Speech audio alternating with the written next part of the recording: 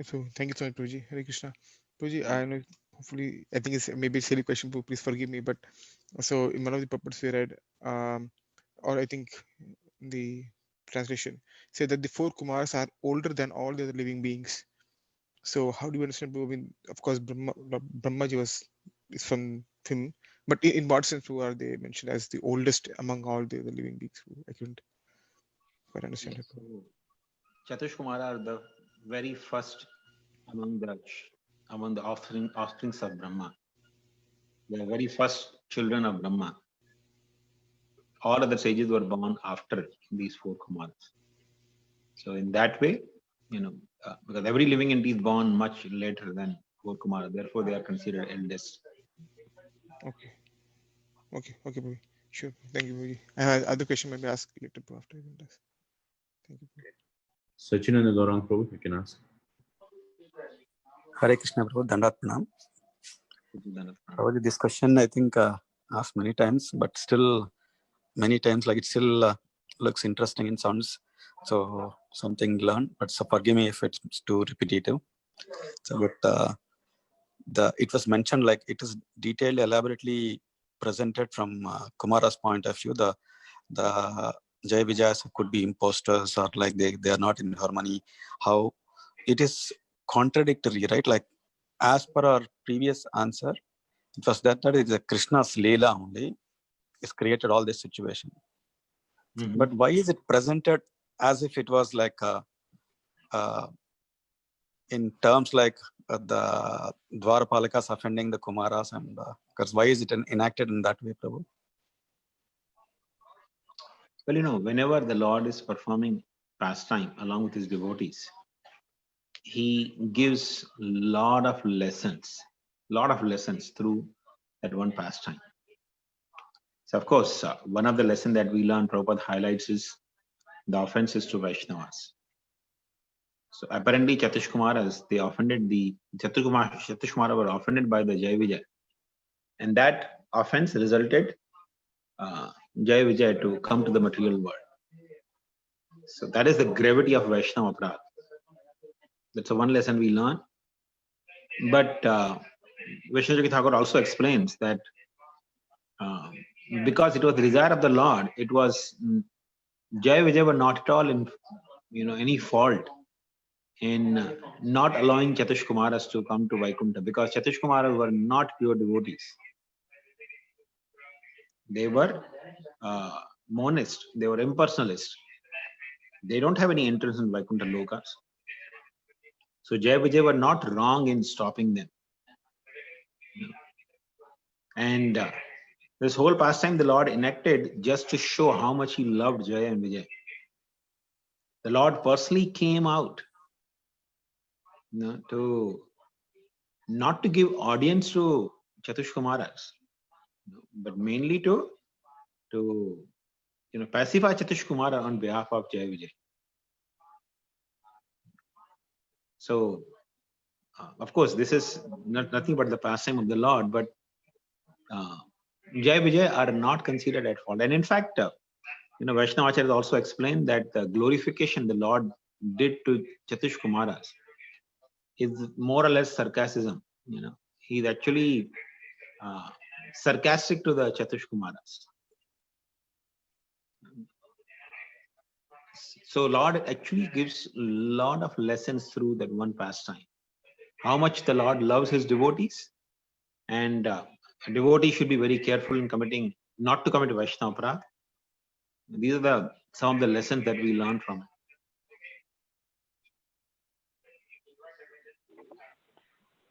Thank you, Prabhu, very much. Thank you very much. I think Vaishnava Aparadha, that is, thank you very much.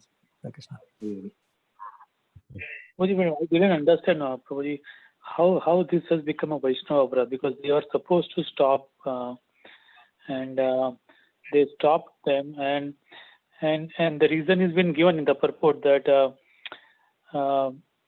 that they stopped them because they were Jai Vijay stopped four Kumaras because, and the four Kumaras was going to do have to do some devotional service to the Lord, and they stopped him. That is the reason given in the purport.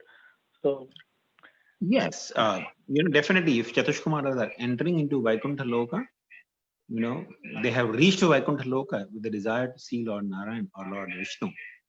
Definitely there is a devotional certain all, but still Jai Vijay are not considered at fault to some extent, because it is more or less the desire of the Lord.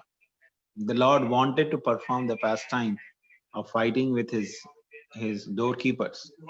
So therefore he arranged this whole pastime, that Jai Vijay getting cursed. And also there was another instance which is also Lord indicated, that this will come later. When the Lord comes out, he actually indicates that previously when doorkeepers had stopped Lakshmi Devi to enter into the palace of the Lord, Lakshmi Devi had become very angry with them. And because she was angry with them, the Jai Vijay's falling to the material world was inevitable. That was already decided by Lakshmi's anger. Sure, Prabhuji. So it is all arranged. So this is nothing but Lord's pastime. Yes. But still, as I said, Lord, whenever he performs the pastime, he gives so many lessons through each and every pastime of his. Thank you. Prabhuji, follow-up question to this. If instead of the 4 Kumaras, or anyone else would have came requiring, like, in terms of like associating with the Lord or something of that sort, would it have been acceptable for Jai and Vijaya to tell them off, or even if it wasn't part of Krishna's Leela, then would it See, be? there are many dimensions to this particular pastime. First of all, until a person is a pure devotee, cannot enter into the spiritual world. But secondly, also every living entity is part and parcel of Krishna. So in that way, every living entity has a right to go to Krishna. So, one angle is to see that, okay, because Jai Vijay stopped them from entering into the spiritual world or the Vaikuntha Loka to see the Lord, because they are not the pure devotees. So they are doing their duty. But at the same time, even if a living entity is not pure, is contaminated, like a child has every right to meet his father, even if he is dirty. And then children, they go out and play and they become dirty. Doesn't mean that one brother has a right to stop his, another brother from going and embracing father. Even if the child happens to be dirty or unclean, he has no right to stop him from going to father. Because every living entity is part and parcel of Krishna. So, Prabhuji, in a sense, that means they did nothing wrong. They didn't do anything wrong, but at the same time, it's also considered an offense. Okay. Wow. It's Okay. inconceivable. So that's why I said, because when the Lord is giving lessons, there are multiple lessons to be learned. But actually, Right. there was no offense on the part of Jai Vijay. It was simply the will of the Lord. Okay. Okay. Thank you, Prabhuji. Hare Krishna.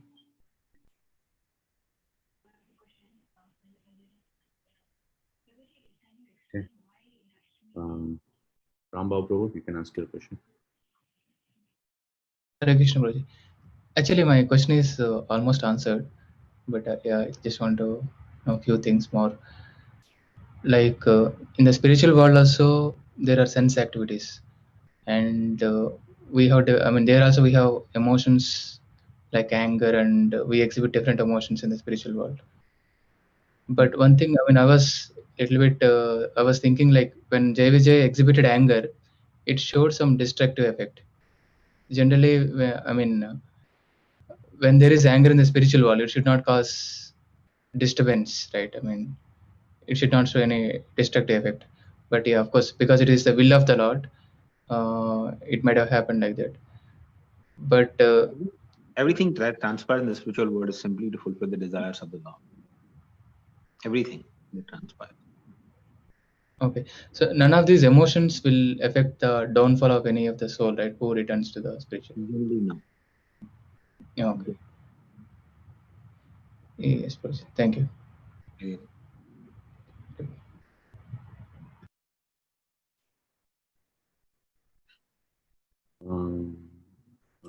I will get back to other questions later.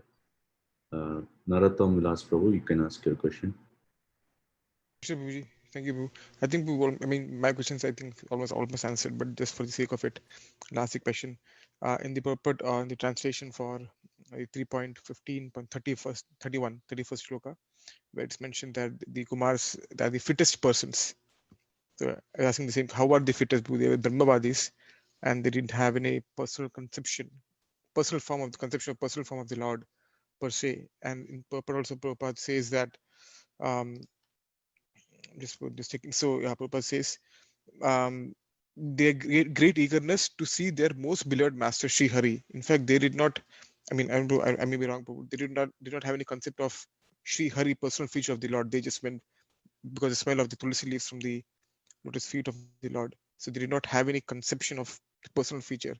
So how is that the eagerness to see the Lord? I mean, how is that?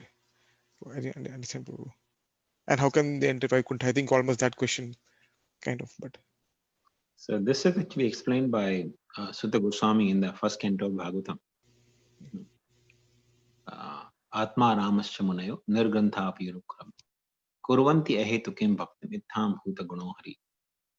That the Supreme Lord Hari has such wonderful attributes that even Atma Ramas, like Chatush Kumaras, even though they don't have the personal conception of the Lord, but still, when they hear about the Supreme Lord, they become very eager to render some service unto him. Just like Shukdev Goswami also, he was a Brahmavadi when he was born. But as soon as he heard that couple of verses in glorification of Krishna, he immediately came back, wanted to learn more and more. Though he was completely immersed in Brahma Sukha, he had nothing to do with this world. He came back to the material. He came back actually to the father's ashram, Vyasdev's ashram, and he learned Srimad Bhagavatam from him. So similarly, Chatush Kumaras, they must have heard from somewhere about the Supreme Lord. Otherwise, how can they develop this idea that there's a Vaikuntha and there's a Lord living there? So that's how they developed eagerness to see the Supreme Lord. So there's no mention of where they heard it from. Is there is there? No. Okay. There's no mention of that. But it's definite, because how otherwise they will develop eagerness to see that. Yeah. Thank you. And follow up to this, Roji. Even after this incident, I mean, are there any descriptions about how Kumaras, because they are mentioned in the Mahajanas, right, Roji?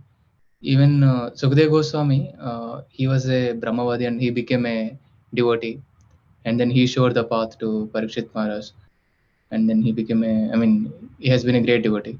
So similarly, are there any descriptions of Chatush Kumaras after this incident? Or Yes. Chatush Kumaras instance also comes in case of Prithu Maharaj. And also, Chatush Kumaras, they actually live in Tapoloka. Just beneath Satyaloka, there is Tapoloka. That's where Chatush Kumaras live. Constantly immersed in remembering the Supreme Lord. okay. And the Brahmakumaris, they say in the current society. So, do they derive something from Chatush Kumara's teachings, or how? Not that I'm aware of. I don't think so. They have more or less a lot of concoction. Okay. So they consider themselves as Kumaris means, they are daughters of Brahma. That's what they say. That's what I heard. Not sure how true that is, but that's what they call themselves. Generally, Brahma Kumaris are ladies associated in that institution, and they consider themselves daughters of Brahma. Something like that. Okay. Okay, bro. Thank you. I was thinking it is like I was thinking Kumaras. Actually, it is Kumaris. I did not know. Thank you, Prabhuji.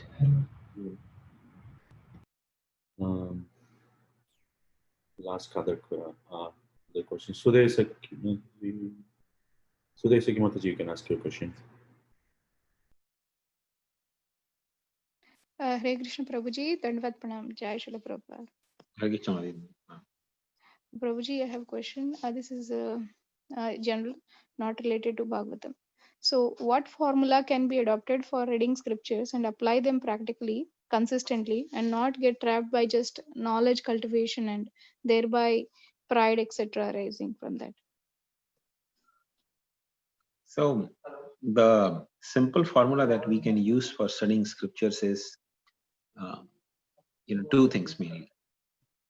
As Prabhupada quotes Srila Shankaracharya's verse, Gita Dhyayana Shilasya Prana Yasa Parasya. It says Gita Dhyayana Shilasya. One should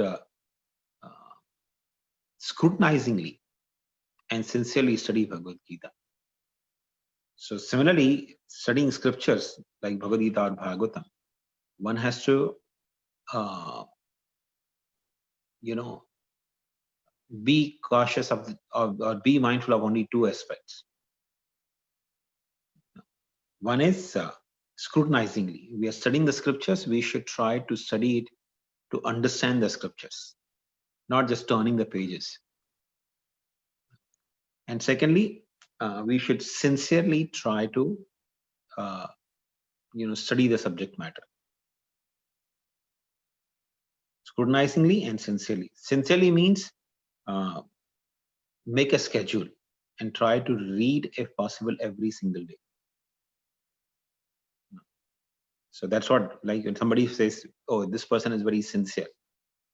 Either he's becoming a sincere devotee. Why? Because he's coming every week to temple, or every day he's coming to temple. So daily or repetitive schedule and scrutinizing study, these are the two things which are very crucial related to studying the scriptures.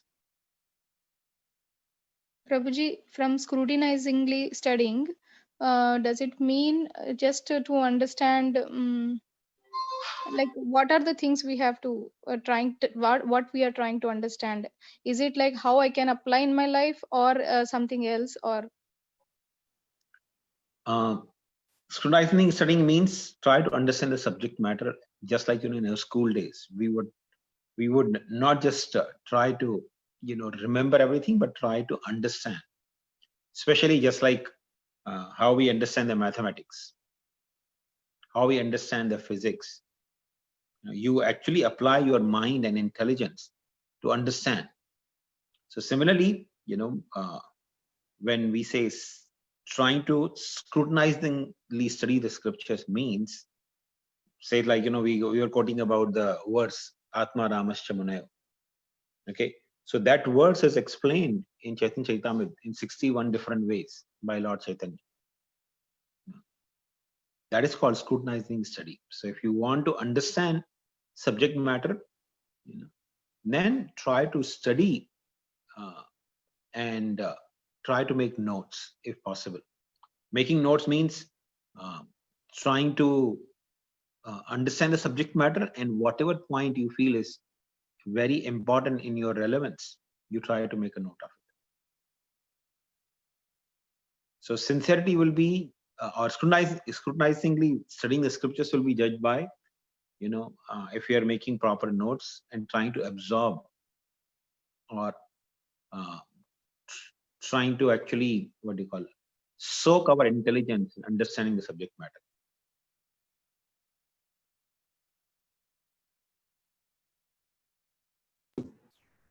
So is it related to practical implementation, Prabhu? Like, are we supposed to think how I can apply in my life, or how I will use in preaching, or or those things are not primarily important? Whatever you get while you read that purport, that is the main thing. Which, yes, that is also useful.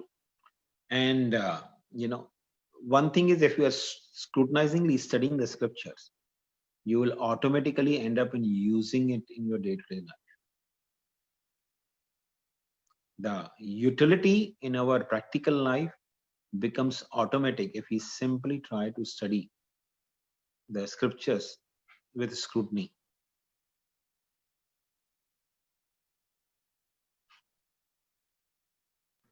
Okay. And how to overcome the pride or such problems which arise due to we are reading a lot and then we get to know a lot, and then sometimes we start many times you have mentioned, but I just wanted to know, Prabhu. Well, if we are studying sincerely and scrutinizingly the scriptures, the pride will be automatically taken care of, because you will come across Prabhupada's purports where, again, you'll be reminded that, first of all, we are not this body, we are spirit soul. Just remembering that one truth takes care of pride in so many different aspects of our life. Secondly, the life is actually temporary. We're not going to be around here for very long. This you will keep hearing again and again from Prabhupada's purports. So if you understand that I'm here only for temporary, time duration, then what is there to be proud of? Automatically, all the anarthas go away and desirable virtues come in a person. So we don't have to put a separate endeavor. It automatically happens if we're sincerely and scrutinizingly trying to study the scripture.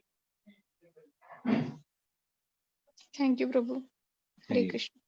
Hare Krishna. Radhakunda Mataji, you can ask your question. Thank you, Prabhuji. Prabhuji, please accept my humble obeisance. Sarveshwara Srila Prabhupada. Hare Krishna. So, Prabhuji, in Brihad Bhagavatam, 2.1.37, actually there is a 10-syllable Madan Gopal mantra is given. So it is the mantra meaning is also given, like, Gopi Jana Vallabha Ya Swaha. So Gopi Jana Vallabha is actually a normal word we use for Jai Radha Madhava when we sing, right, Prabhuji? So is the same mantra Gopakumar chanted, and what is it meaning, Prabhuji, actually? Well, this is actually a Gayatri mantra, which is to be discussed among the devotees who have gone through the proper, Harina Brahman Diksha, sorry, not Harina Brahman Diksha. That's supposed to be discussed. But this simply is nothing but, remembering Krishna as the dear object of the Brajabasis, the object of love for the Brajabasis. Gopi Jana Vallabha.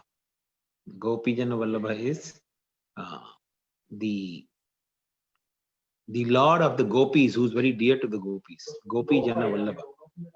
Vallabha means very dear. So the Lord who is very dear to the Gopis.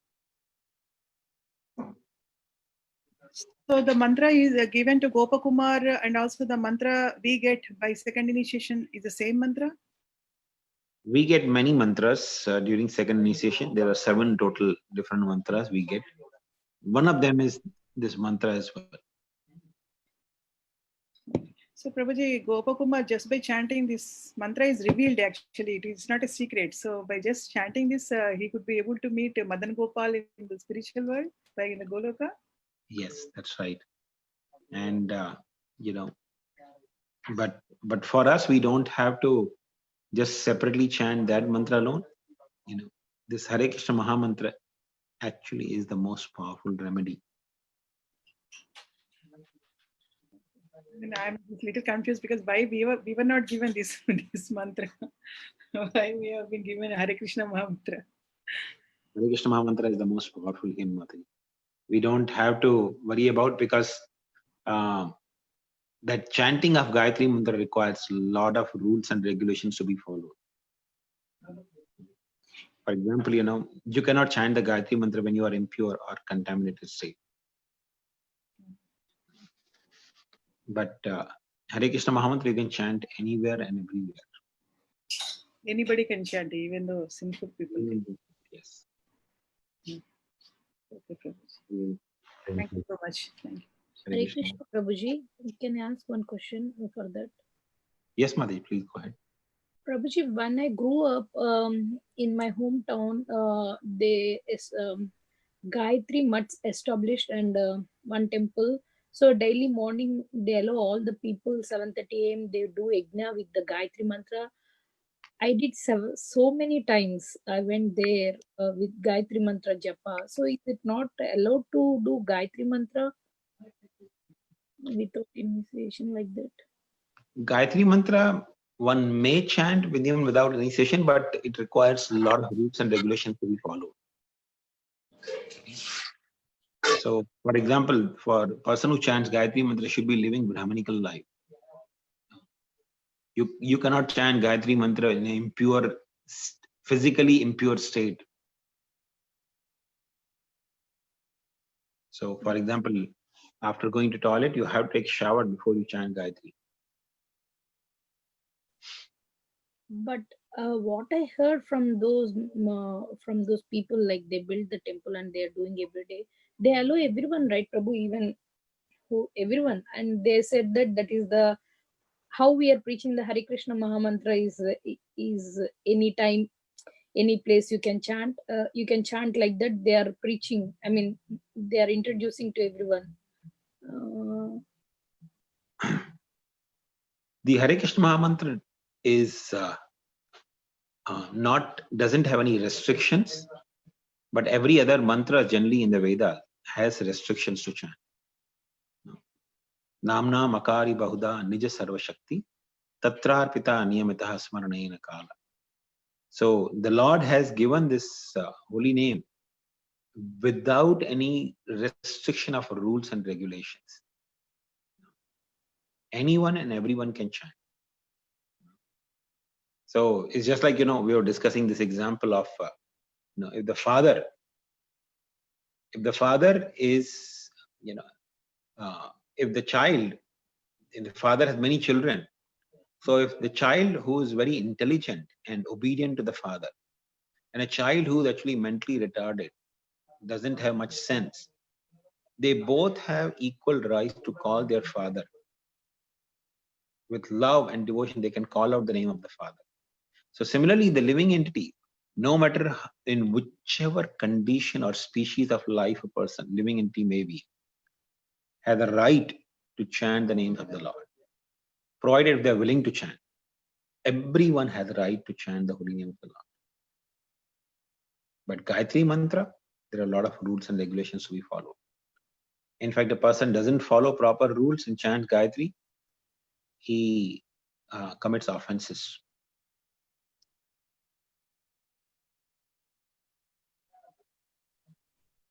Okay. Thank you, Babuji. Thank you. I think we'll stop here.